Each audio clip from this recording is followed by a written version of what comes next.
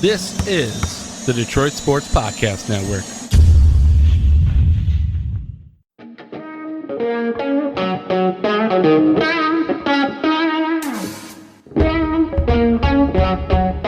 The biggest icon in podcasting.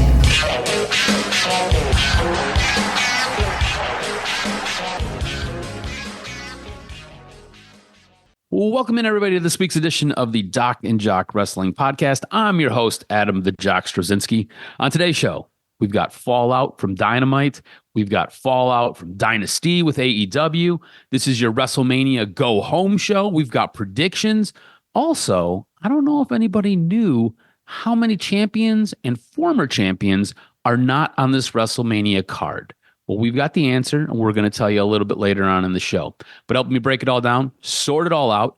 He is the dynasty of the DocNJock podcast. He's the one. He's the only. He is John, the Doc Macaroon. What's up, cuz? Man, lots of wrestling, go-home shows. It's WrestleMania. I'm excited to preview it. It's a fun time. This weekend is going to be a good time. Look, I will say this. It's interesting in regards to the fact that a lot of the wrestling insiders knew about what happened on Dynamite. It kind of ruined it for me. It was like, man, this stuff was all talked about when Sean Ross Sapp, when all these insiders are like, yeah, Darby Allin's going to win. And I'm like, what? What the? I don't like that. I would have liked it to have been hush-hush, but that's AEW. They're more like, hey, we're going to have a title change. Come watch it. And we'll talk all about it. But, cuz, what'd you think of Dynasty? I thought it was a good show. I thought this was a really good show. Here's the thing. We talked about it last week. AEW pay-per-views, they run long. Yep. You've gotta watch them, and you've gotta have some stamina for them, because they jam-pack these shows with a ton of wrestling. But I thought this was a really, really good show. I thought it was a little bit weird. We didn't really have any title changes on this show. And to me, that was different. I know when we did our predictions, we had a couple of people picking up some new belts, but nothing changed hands really on this show. And that to me was kind of the thing that stuck out probably the most, besides it being a really, really good show. I thought that by the time we got to the women's match, I felt like the crowd needed a bit of a break. And again, this goes to the pacing of the shows. It goes to how long they are. And it's unfortunate for the women because they put on a really, really good match. But again, this is something that AEW has struggled with, I think, with these longer shows, is by the time you get to certain matches, you need a pee break. You need a little bit of a refreshment. You need something to kind of break up the monotony before you get back into the really, really good action. And they've got to figure out a way to layer something like that in, because, again, really, really good show, but they're just way too long, and there's so much going on with all of these shows. And you'll see once we start going through how this card played out and what this set up for Dynamite on the following Wednesday. But overall, I thought it was a really good show. What did you think? Yeah, it was good. The main event was awesome. I thought that Kenny Omega and MJF told a really good story. I was really interested in the Ricochet Chris Jericho match. He still got it. My goodness, the time off served him well. I was very intrigued by the whole card. I thought it was very interesting. I felt like the Young Bucks match was good. Seeing Jack Perry on the card was awesome. And obviously, I was a little disappointed in one match, and I'll share with it when we get through it. But let's start it off with, we got Alex Windsor that defeated Marina Shafir. Good match. What did you think of the Camille match against Big Ann?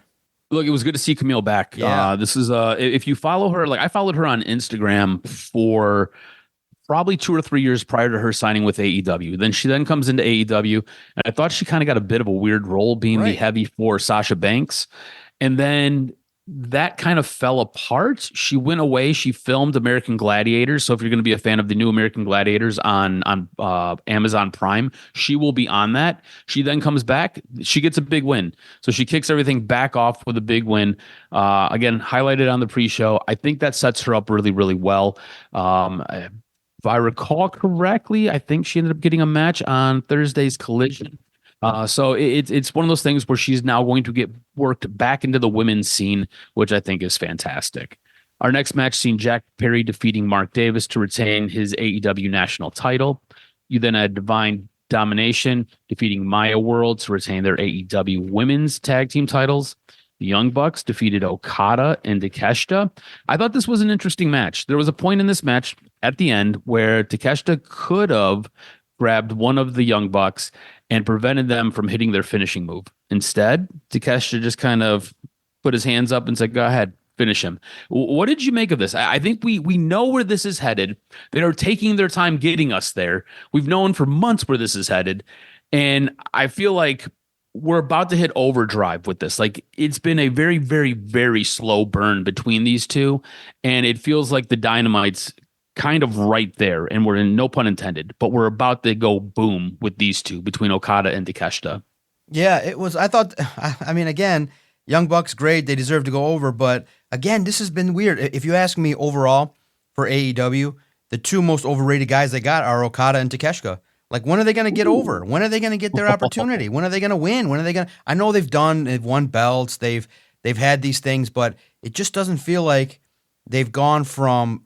It feels like with Okada, he's like on the level of a Kenny Omega, but now he's in a tag match. He's been just kind of Okada's there. been mailing it in since he signed his AEW contract. Yeah. This guy came in and he's just been in coast mode since he's got here. No, you got to raise your star and profile. I just feel like they're underutilizing 2 stars here. I just felt like the wrong team went over, in my opinion.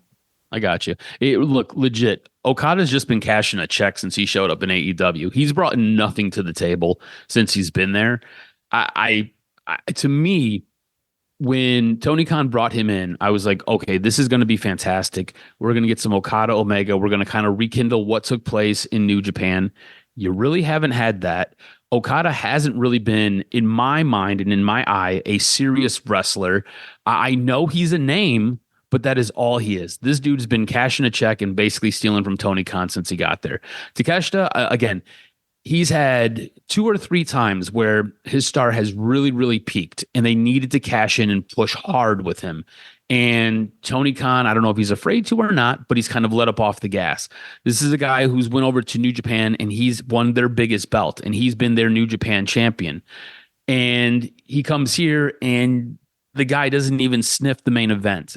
So it's a little bit weird. And I think it's more fear coming from Tony Khan with Takeshita. I'm interested to see these two actually collide between Okada and Takeshita, and I'm interested to see Takeshita come out on the better side of it. That's all going to remain to be seen. Like I said, I feel like we're getting to that point where these two are going to really explode, but it's been very lackluster from Okada, and it feels like Takeshita, it's been one of those things where things have just kind of slipped away, and you really should have pushed hard, and you didn't multiple times. Next match was Ricochet defeating Chris Jericho. Look, I thought that was a surprise result. I thought Jericho had a fantastic match. I thought him and Ricochet put on a great show. A lot of interference from Ricochet's faction playing into this match. So Chris Jericho doesn't get the win, but I think there's a little bit of a rub there, and I think he gave a little bit of rub to Ricochet. What did you think of this match? I was disappointed. I thought that, you know what? Okay, look, I get it. You know, Chris Jericho's older, but it's your first match back after a year. What does it do for Ricochet to go over in the match? It's a little disappointing in this way in which Chris Jericho came back. I feel like he is a top star, but I get it. At his age, putting over people is great. But I just would have wanted to see Chris Jericho win the match. But he moved great. He was flying around. Good for the year off. Yeah, for sure. His body looks rested, and he looks like he's back in great shape, ready to do things. This match had a lot of implications for what took place on Wednesday night's Dynamite. Darby Allin ends up defeating Andrade El Idolo. Next, another surprise. FTR defeats Cope and Christian to retain the AEW World Tag Team titles. Did you like this result, or did you think Cope and Christian should have went over? Yeah, no, I was, again, you look at it and you say, all right, FTR gets over more. We always say, hey, it's about winning and using Cope and Christian to get these guys over. You and I both, I think, predicted Cope and Christian to have a chance, but FTR wins it. I'm not as mad about it because you and I have said this has been a legendary tag team for a while, and it makes sense because look, Cope and Christian could lose the next 50 matches, and the guys are cool, but yeah, they'll be fine. I could live with it. Yeah, same thing. I'm not butthurt about it. Just a little surprised. That's all. Kevin Knight is your new AEW Casino Gauntlet match winner and your AEW TNT champion. Sets up a little bit of an interesting dynamic with Speedball Mike Bailey. These guys are a tag team. Mike Bailey has come out and said that he wants more and that he is looking to challenge for the AEW TNT championship. I think that'll be a fun story. At this point, we've kind of hit that point in the pay-per-view where people are now tired. We need a pee break. We need to break something up here. I think this is where you insert something fun, something lighthearted, something not too serious. Maybe a backstage segment, maybe a little bit of a skit, something here that buys you 5 or 10 minutes, and then you come back to a match like Thekla and Jamie Hayter. Thekla ends up defeating Jamie Hayter to retain the AEW World's title, the women's world title. Again, I think this match just suffered from crowd fatigue, and I think that was the big letdown, because then after that you've got a match with Jon Moxley defeating Will Ospreay to retain the AEW Continental title. This was a fantastic match. Look, I think with this storyline, you've got to kind of read between the lines as to what's going on, and don't be so obtuse about how they're setting this up. Realize that Jon Moxley did take out Will Ospreay storyline. Will Ospreay obviously had a neck issue. Will Ospreay has come back, and Will Ospreay has gone after Jon Moxley and the Death Riders. At no point has Jon Moxley actively seeked out Will Ospreay and attacked Will Ospreay. So it's I think it's an interesting storyline where we were concerned how they were going to utilize Jon Moxley and his character revamp, and you were hoping that they wouldn't throw all that work away that we did for a couple of months just because we have the storyline with Will Ospreay. I feel like they're trying to stick true to that, but they're also trying to allow Will Ospreay and Jon Moxley to tell this story. So I think this is something that deserves more attention, and I think we're going to get more out of this when we get to Forbidden Door. The conglomeration end up defeating the Dogs for the AEW Trios titles. And then we get to our main event. MJF defeats Kenny Omega to retain the AEW World title. You said this was a fantastic main event. I agree with you. Overall, what really stuck out to you in this main event? I thought these two guys went in there. They put in great work. They told a fantastic story. I thought this was really, really well done. I liked the little bit that we got between Kenny Omega and Will Ospreay on Dynamite, where Will Ospreay is basically trying to build up Kenny Omega's self-esteem. Kenny Omega seems to be taking this loss very, very deeply and seriously. Will Ospreay comes over and basically says, "Hey, you're still my favorite wrestler," and gives him a kiss on the head as they're both really, really banged up after both their matches.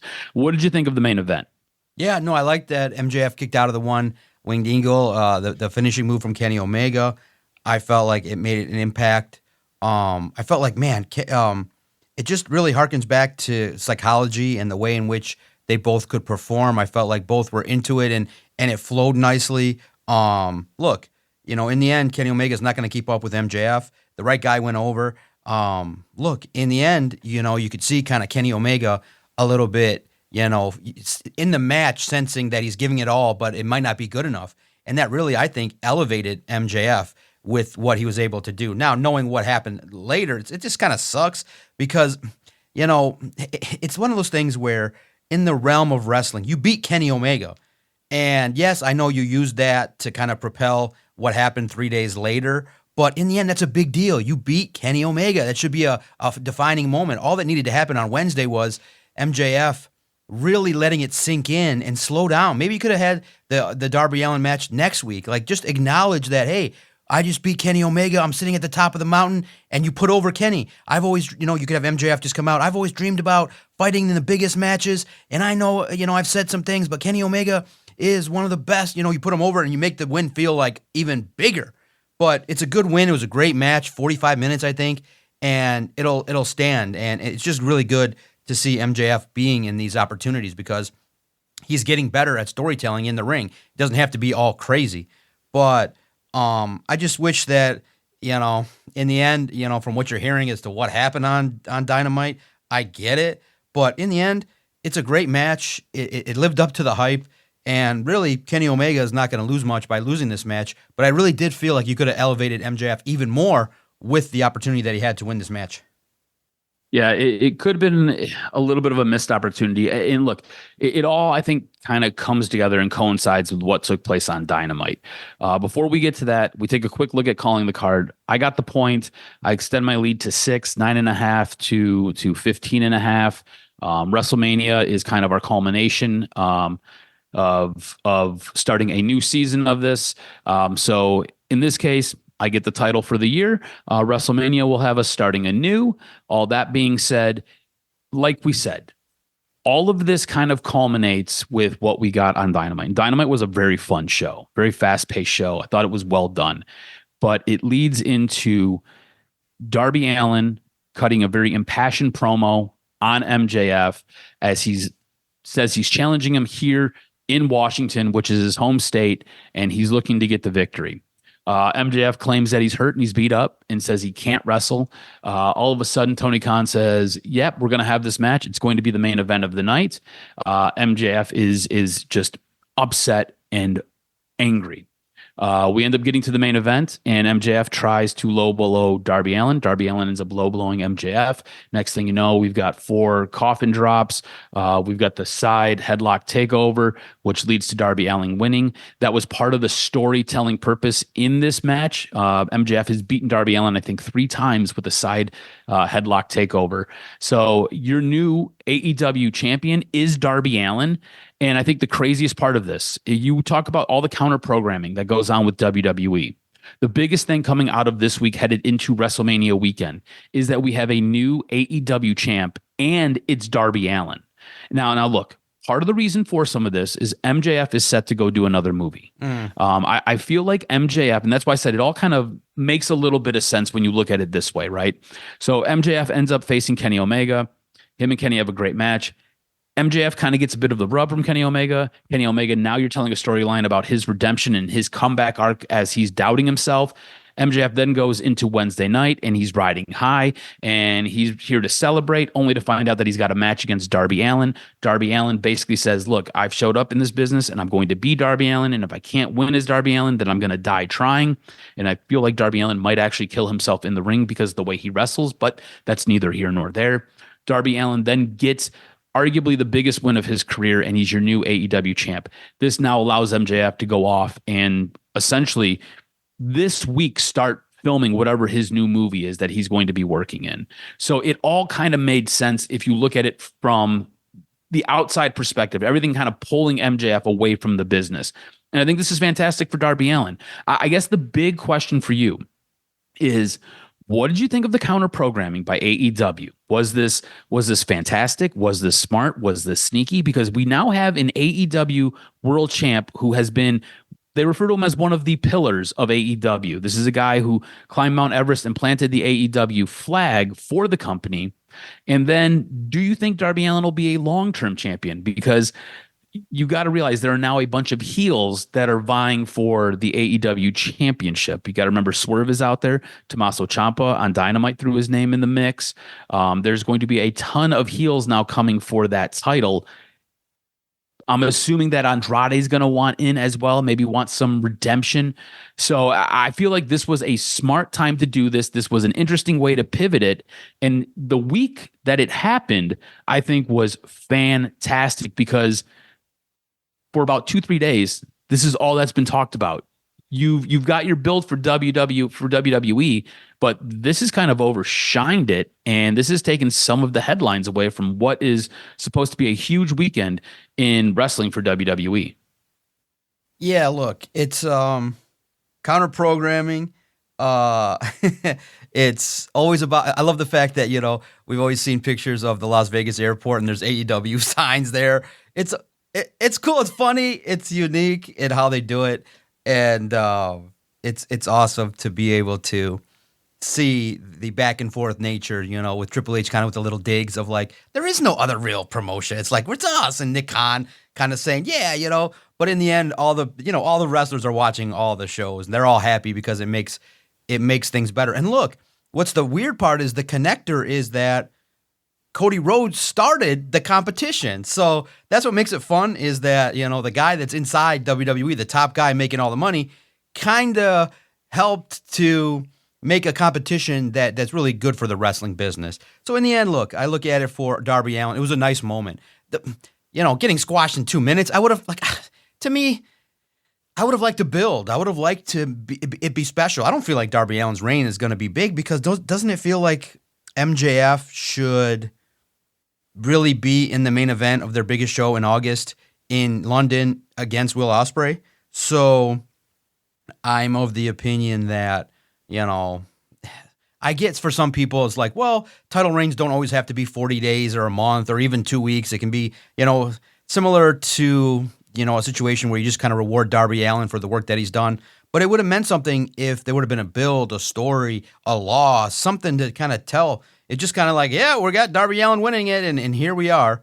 And it's cool to see Sting and all that. You can see how much a title win means to Darby Allin. But I feel like it could have just been different. But cool for Darby Allin. He deserves it. It'll be fun. And maybe they have Will Ospreay and Darby Allin. You never know how it shakes out, given how this movie schedule is. But it just sucks that a movie schedule ruins, like MJF was in a title reign that was potentially, you could have even had it where he beats Will Ospreay in London, and you kind of have a little bit of that Cody Rhodes thing where the next year in London, Ospreay wins it, and it means like triple what it would mean now. But that's how AEW is not thinking about the long-term ramifications, the hugest impact. It's just like, oh, this will be cool. Let's do it.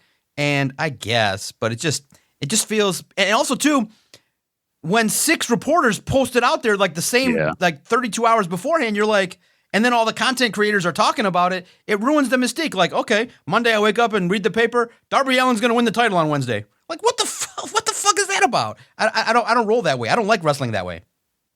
Yeah, no, I get it. I feel like, and specifically since you and I are so dialed in, it has taken some of the love and the surprise away from wrestling. Like, it's like getting a bike for your birthday. It's what you've asked for all year long. All you've wanted was a bike. And you end up stumbling upon your dad putting it together in the garage when he told you, hey, stay out of the garage. I've got some work to do in there. And you've just ruined the biggest surprise that you've had all season, all year long. To me, when you and I are this dialed in, we follow all these people. We're always trying to stay up on all of the wrestling content. When things like this then happen, it takes away some of the fun, takes away some of the enjoyment that wrestling used to cause. That was some of the coolest stuff, is when you didn't know what was going to take place. Like Mick Foley winning the WWE Championship. And that's what a lot of people have likened this win by Darby Allin to, is it was like Mick Foley winning the WWE Championship on an episode of Monday Night Raw. You didn't expect that. You didn't think that was going to happen. You didn't know that was going to happen. That was counter programming that was done last second, as WWE or WWF at the time was trying to counter program WCW. And it was awesome. And it was a fantastic surprise. And it was really, really cool. It just makes it tough because the surprise is taken away from it. It's going to be interesting to see what happens with Darby Allin as he has the belt. I think that you will get MJF back to face Will Ospreay later on. But who knows? Will Ospreay probably is going to be locked in this feud with Jon Moxley for a little bit, like I said, as we get to Forbidden Door, you've already seen United Empire and the Death Riders come to blows. You're going to see more of that as we build towards Forbidden Door. And I think that's going to be Will Ospreay's program for the next little bit. But yes, it would be nice to see MJF at some of their largest shows. But again, I feel like MJF is now in that role of a guy like Roman Reigns, where half the time he's involved in wrestling, half the time he's doing movies. And when he's doing movies, guess what? He's not wrestling. And it's just going to be the give and take that you've got to make with a guy like MJF, who has rose to this plateau. He has rose to this level, and he's able to do these things. So I get what you're saying. I think it's going to be fun to watch Darby Allin hold the championship. All that being said, do I wish MJF was involved more, and do I wish we had more MJF? I do, but this is what it is, and it'll be fun to watch where Darby Allin takes the company as he's now the face of the company. Let's get into some WWE. WrestleMania. This is a 2-day event taking place on Saturday night and Sunday night. This is the biggest event of the year. This is essentially 2 days that helps close some stories and open chapters on new stories. And it's one of my favorite times. I know it's one of your favorite times. All that being said, I feel like the build to this WrestleMania has not been very good. I feel like the build to this WrestleMania has left me quite uninterested in a lot of these stories that we're getting. I feel like the creative has been a little bit start, stop. Okay, let's pivot, change what we're doing here. Let's insert this. It feels like it's a bunch of half-baked ideas that they've thrown against the wall, and they're like, well, let's see what sticks. I want to get your thoughts on the build to WrestleMania 42. Like I said, this has not been one of my favorite builds. I generally love this pay-per-view, this event, this 2-day culmination. I would say my interest level on a scale of 1 to 10 is probably a 6. It's just because it's WrestleMania. That's why I'm interested. That's what it is. Where are you at with the build for WrestleMania 42? Yeah, no, it's look, I'm ready for the match. It's kind of like how we've done with AEW, where we've said, you know what? Storytelling is an art. Only certain people can do it. Only certain people want to do it. And it is one of those things where I think once they inserted Pat McAfee, once we started to kind of see how it was shaken out, you peaked with the promo between CM Punk and Roman Reigns early. They weren't really able to top it after that. It felt like they should have built up to what they did week 1 of their feud. So I looked at it like, you know what? I like the card. I like to see the matches. And so to me, once we've treated AEW that way, that's how I'm treating WWE. The stories aren't as good. My satisfaction's not as good. My excitement level is 7 because WrestleMania. I want to see Obafemi. I want to see Trick Williams. I want to see the next guys. I want to see the culmination of CM Punk. I want to see Randy Orton and Roman Reigns win the match. I want to see what the stories come of it, because while the ending of the season finale is kind of like The Sopranos, where you're like, well, it's the end, and everybody's like, oh, that's what you did. Everybody turned around and was like, did your TV fall off? Did you not pay your bill? What happened? It fell well short, but you recognize 20 years later, man, that was a great series to watch. And we all go back and still watch clips and old things that you try to miss. That's the same way I'm treating WrestleMania. I'm going to watch the matches. I'm going to be a little kid, and whatever happens, happens. I'm not going to go into the creative judgment because we all know it can be better. But I just want to see what shakes out and what maybe, just for the glimmer of hope that there's maybe a little surprise that happens. So that's how I'm treating it. All right. I like where your head's at. You're in a much better headspace than I am. All that being said, let's get into these predictions. We've got a lot of matches to get through. I believe it's 13 over 2 nights. Not quite what AEW does, where you get about 13 to 15 in one night. But over 2 nights, a lot of these wrestlers are going to have a chance to tell a fantastic story. And we'll kick it off on night 1, Saturday, April 18th. Logan Paul, Austin Theory, ISHO Speed taking on the Usos and LA Knight. I've got the Usos and LA Knight winning this match. How do you see this playing out? Yeah, no, I think that it's going to be fun. The Jey Uso promo and podcast was, reminiscent of Adam Cole and Pat McAfee. I like it. Listen, no botches, clean match. I agree Uso should win. All right. Our next match, Jacob Fatu taking on Drew McIntyre in an unsanctioned match. I've got Jacob Fatu winning this match. Who do you think comes away the victor in this one? I look at it and I say, okay, let's look at this real fast here in regards to this matchup and how it's going to take place. So it's an unsanctioned match, right? This is the Jacob Fatu, Drew McIntyre match, you said? Yes. Okay. Unsanctioned pretty much means backstage, wildness, craziness.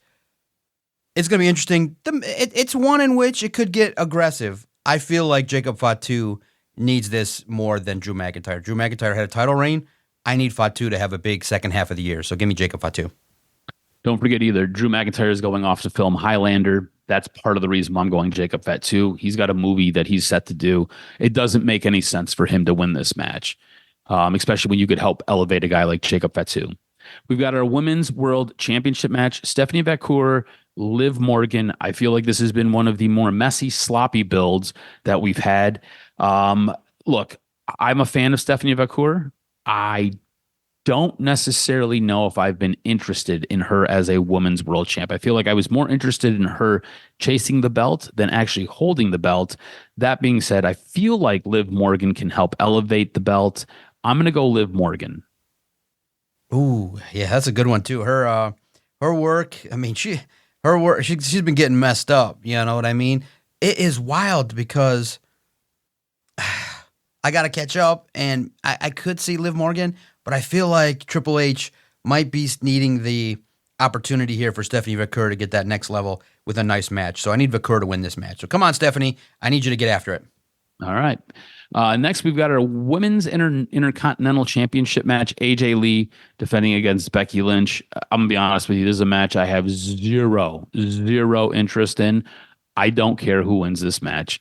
Who do you think wins this one? It's a wild build. It's could have been better, but I think in this case, AJ Lee needs to make a moment. Give me AJ Lee. I was leaning towards AJ Lee. I've been kind of going back and forth. AJ Lee, Becky Lynch. I'm going to go AJ Lee as well. Similar to what you said, right? She came in. She ended up getting the belt from Becky Lynch. I don't really feel like there's been a whole lot done since she's gotten it. That being said, I feel like you need a bit of a moment. So this would be your moment. Get your moment and let's go. So I'm going to go AJ Lee as well. We've got a women's tag team championship match. This is a fatal four-way. Nia Jax, Lash Legend defending against Charlotte Flair and Alexa Bliss, Bayley and Lyra Valkyria, and Nikki and Brie Bella. Boy, this is a bit of a tough one here. I feel like Nia Jax and Lash Legend have been doing a fantastic job as the women's champions. I feel like if you look at who's involved in this match, depending on what Nikki and Brie Bella are playing that day, you only really have one true heel tag team in this match. Everybody else is essentially a babyface. Charlotte and Alexa, I think, have done fantastic work. I think Charlotte getting paired with Alexa Bliss has really made her much more likable.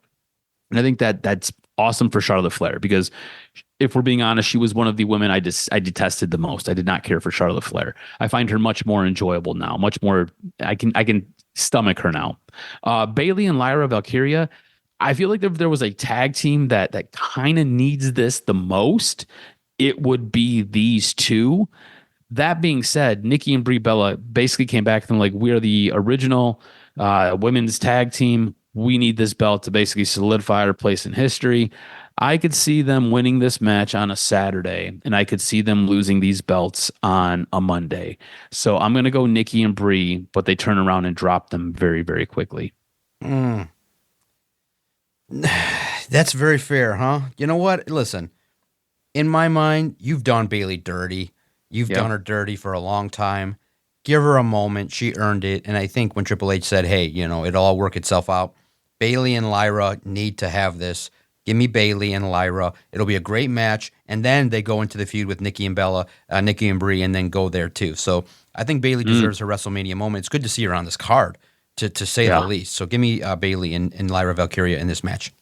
And if you remember last year, Bayley was supposed to be the one wrestling, and then all of a sudden, Becky Lynch took her place. So this might be the receipt. This might be the return and the pat on the back for doing business last year. So good call on you. And then you could have those two feud with Nikki and Brie, and I think that would be an interesting story as well. So I kind of like the way you've laid that out. That being said, I'm going to stick with what I've said because I said it. So we'll go with that, and we'll see what happens. Our next match, Seth Rollins versus Gunther. I could see some outside interference in this match. I think Seth Rollins should win, but I could see Paul Heyman. I could see anybody from the Vision getting involved, and I could see that helping Gunther. How do you think this match plays out? The only thing that I would say has been disappointing since January truly has been you had Gunther beat John Cena, and then you dropped the ball. Mm-hmm. And what did we say at the beginning of the year? Don't drop the ball. You have a heel. Mm-hmm. And you threw together Gunther and Seth Rollins. But listen, credit to those two. They made it believable. They made it like, okay, I want to watch this now. But Gunther has to win. Look, Seth Rollins is Seth Rollins. He's just back from injury. Gunther needs to cheat, do whatever he's got to do. Seth has to be impacted. Maybe a return happens here, and you just set up the next thing. Maybe Braun just shows up and causes a little distraction enough for Seth to lose, to maybe set up Braun and Seth at SummerSlam, whatever it may be. But Gunther has to win this in my mind. Like I said, I feel like there's going to be some outside shenanigans. I'm going to go Gunther as well. I kind of feel like he has to win. You've dropped the ball with him. He was riding high and you fumbled. So you got to get everything back and you got to get it right. Our main event for the first night, it's going to be Cody Rhodes taking on Randy Orton. Apparently Randy Orton is working a little bit banged up. This comes from Dave Meltzer, who wrote, perhaps the most notable is the McAfee promo, is that he said that if Randy Orton doesn't beat Cody Rhodes for the title, that he will never do anything involving WWE again. Obviously, that's not happening. In fact, the only result given that promo that was almost completely clear is Orton is winning. We were told that Orton is hurting, so there is a possibility that that would change, as it would make no sense for Orton to win if he has to take time off. But McAfee's statement came across like it's as close to a lock as possible, given that Orton and McAfee versus Rhodes and Jelly Roll match at Backlash on May 9th was on the schedule. All signs point to McAfee not leaving and Orton not being expected to have to take time off.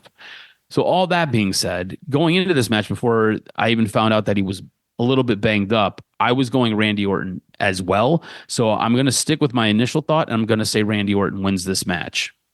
Gotcha. I agree. You can't have Pat McAfee be the heel and not tell a future story, because otherwise you end the whole thing.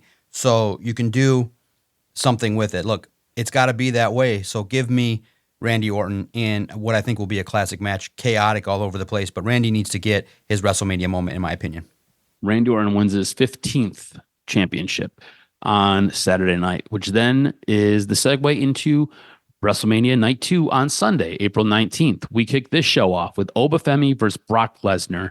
I think this is one of the more anticipated matches of this card. Obafemi came out and cut a fantastic promo against Paul Heyman the other night.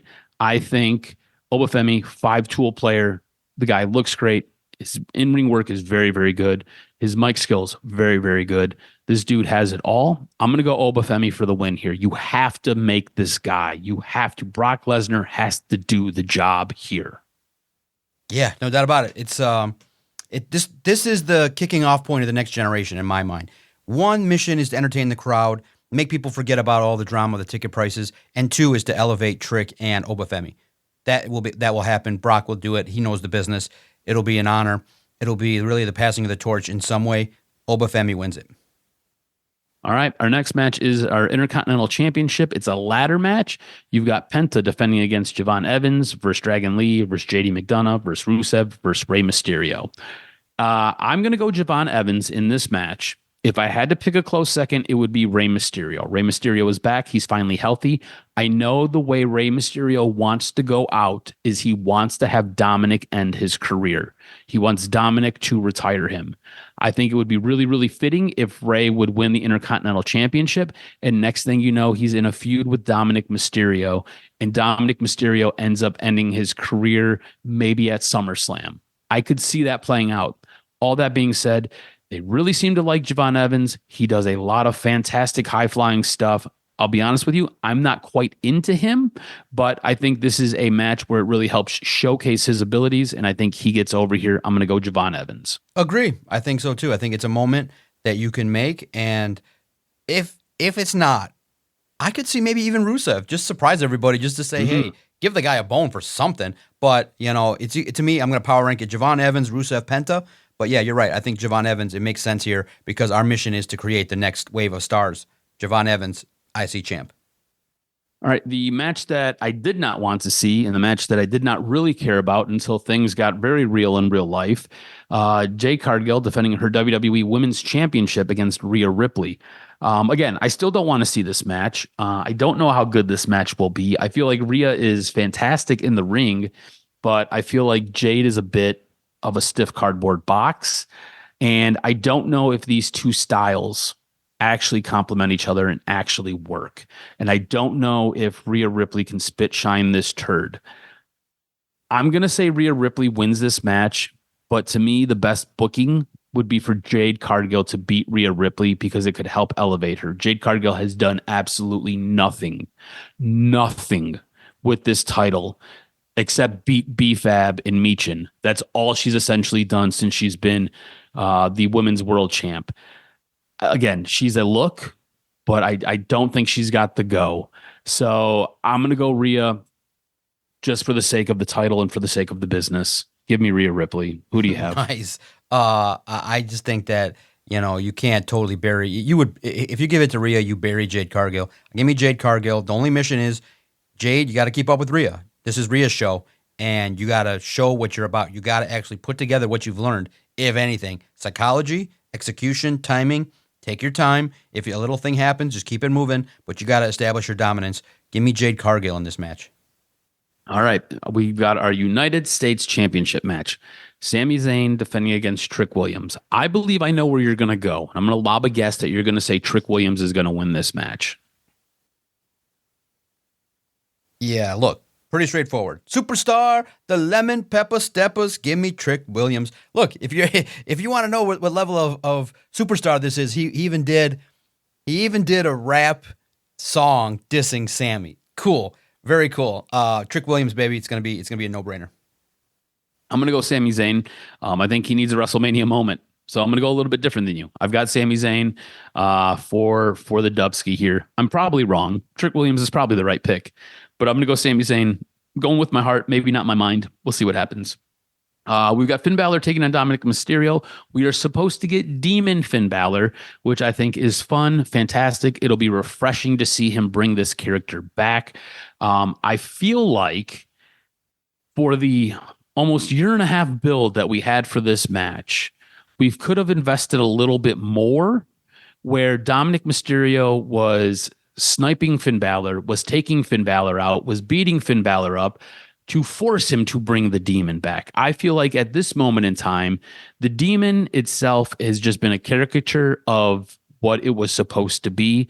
I don't necessarily think you need to do the Demon here. I think you save the Demon for a later date, but we're supposed to get Demon Finn Balor. What are your thoughts on Demon Finn Balor, and who do you think wins this match? The Demon, baby. Give me the Demon. It has to be. You can't do it twice where the Demon comes back and he loses. Demon Finn Balor, baby. All right, I'm going to go Finn Balor as well. It feels like that is the right call to make. It feels like it should be Finn Balor. So I'll go Finn Balor as well. That leads us to our main event, our World Heavyweight Championship. You've got CM Punk defending against Roman Reigns. Does CM Punk get his WrestleMania moment, or does Roman Reigns extinguish the light and take it away from CM Punk? Remember, CM Punk has always wanted to main event a WrestleMania. Does he get the cherry on top? And does he get the win in a main evented WrestleMania? Night 2. This is supposed to be the big one. This is like the main event of all main events because it's the second and it's the last night of WrestleMania. Does CM Punk get the victory? What do you think? He has to. In my mind, I think it pays it off. Roman is somebody that, look, if he was more on a regular schedule, I could see it. Mm-hmm. But I feel like in some way, it's Roman passing the torch to CM Punk for the next year and a half, 2 years. You supercharge the title. You make that world title mean a little bit more when CM Punk wins it, and then CM Punk can lose it to whoever next, and it'll mean more. So to me, I don't see a future with Roman Reigns coming in maybe another match at Backlash. I could see it. But CM Punk, you got to kick off somehow to start the process of CM Punk, Cody Rhodes. So I can't wait. I want to see a good match, good story. I like the realism that has been taking place overall. All good. Let's see it. CM Punk deserves it. And it'll be a nice culmination of his career to be the real main event of WrestleMania this Sunday. And it's going to happen, which is really cool. Really special. I think it'll cap off, and I'm going to be thrilled to see it and to see the psychology. I think they'll tell a good match. There may be some hilarity, hijinks, maybe some Samoans come in or whatever, but CM Punk has to be able to solidify his world title reign by beating. I just think that CM Punk is working. He's there. He's got a year or two left. You want to maximize the run. And I think Roman Reigns, look, he's done it already. Like Roman Reigns' job in some way at this point for this year, he's only 40 years old. So when CM Punk retires, Roman Reigns will only be 42 years old if he wants to pick up a bigger schedule. CM Punk needs that boost, and he gets it from no other spot bigger than beating Roman Reigns at WrestleMania. The image, the picture, the memories will make that world title look really special, as it should. So give me CM Punk. All right, we'll recount what we've picked. We both have the Usos and LA Knight winning to open WrestleMania weekend. We both have Jacob Fatu winning. You've got Stephanie Vacour beating Liv Morgan. I've got Liv Morgan becoming your new Women's World Champion. We both have AJ Lee retaining her Intercontinental Championship. We both have new tag team champions. You've got Bayley and Lyra Valkyria. I've got the Bellas. We both have Gunther beating Seth Rollins, and we both have Randy Orton becoming your new undisputed WWE champion. We then go into night 2, where we both have Obafemi kicking it off with a W. We both have Javon Evans becoming your new Intercontinental champion. I've got Rhea for the sanctity of the business and the WWE Women's Championship, getting the belt off of Jade Cargill. You think Jade Cargill gets made this weekend by Rhea Ripley, and you've got her picking up the win.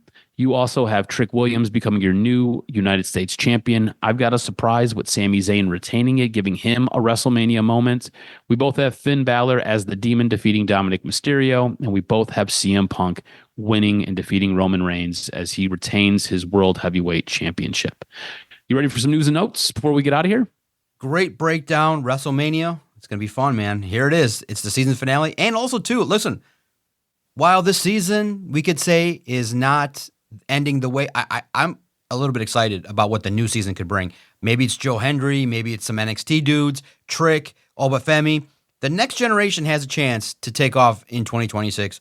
And while the build up to WrestleMania maybe not what it should be, I think the future could look bright. At least my hopes will be for Raw after Mania to be special. Hit me with this week's professional wrestling news and notes. What made your list? I have a feeling you're going to tell me about some people who didn't make WrestleMania, and there's some that are quite surprising. Yeah, there's a ton actually. So this actually comes. It's a little bit of a combo news and note here. It's regarding Carmelo Hayes, who has addressed his absence on the WrestleMania card for the second year in a row. Hayes will not be on the WrestleMania card, despite this being one of the most electric wrestlers in WWE and having a year filled with a ton of highs. The former United States champ, who lost his belt to Sami Zayn back on March 27th episode of SmackDown, was speaking to Nightcap and discussed his thoughts on missing this year's WrestleMania and how he remains patient for his success in WWE. He said, "I feel like it's staying ready and just knowing I'm talented enough to.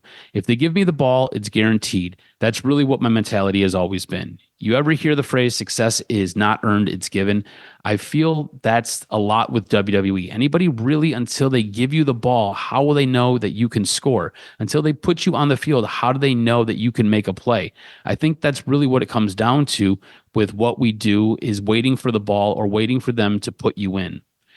Even with 13 matches on the WrestleMania card, there are a number of superstars, current and former champions, who will not be seen. The likes of Io Sky and Tiffany Stratton, who both walked into and out of last year's WrestleMania event at Allegiant Stadium as Women's World Champion and WWE Women's World Champion.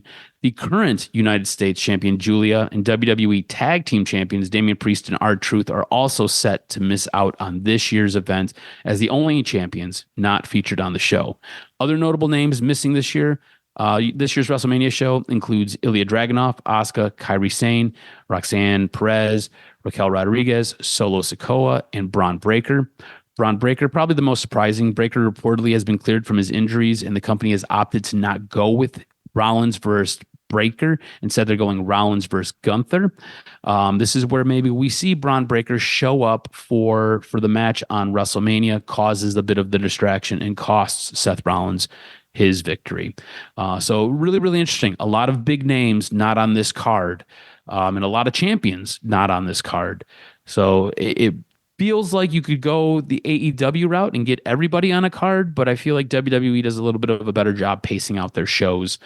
So we're not going to have multiple champions. We're not going to have multiple former champions, and we're not going to have some pretty big names on this WrestleMania card. And that's going to do it for this week's wrestling news and notes. Make sure you follow Adam on X at AdamRSJROZ. Follow us at Detroit Podcast. And to let everybody know, I am a sucker. Truly. Something that you always want to work on, but I am going to be in the possession of a Detroit Lions lucha mask, courtesy of AEW. I thought it'd be a little bit more. It wasn't that bad. $60. It looks a little cheap, but it'll make its way. If you guys don't know, we have a little mini Hall of Fame shrine that's being developed here in the podcast office. And I have like 20 wrestlers and 2 lucha masks. I don't know. Maybe I'll wear it on a video that we do with Adam and I, or somewhere in a Lions video. But listen, I'm a consumer. I'm a sucker. And the beauty of payment methods is things that cost like something like in that range, you can pay it over 6 months. So in the end, it's $10 a month for the next 6 months. It's not going to hurt the pocketbook. So I'm always a buy now, pay later kind of guy. And I can't wait to show it off. So look for it at Detroit Podcast. It could come in today, tomorrow, or whenever, but I am a sucker.